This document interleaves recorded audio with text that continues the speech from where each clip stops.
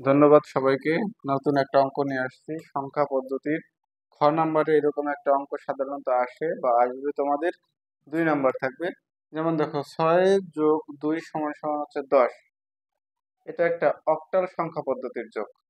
বুঝতে পারছো, এটা একটা অক্টাল সংখ্যা পদ্ধতির যোগ, যা দশমিক সংখ্যা পদ্ধতিতে 6+2 যোগ করলে আমাদের 8 আসে।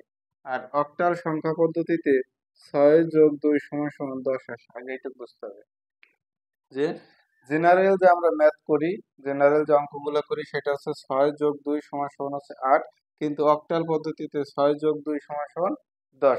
তোমরা লিখবা যে এটি একটি অক্টাল সংখ্যা পদ্ধতি। দশমিক সংখ্যা পদ্ধতিতে 6+2 = হচ্ছে কত? 8।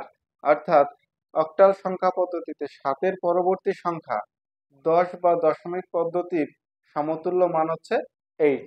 ধন্যবাদ।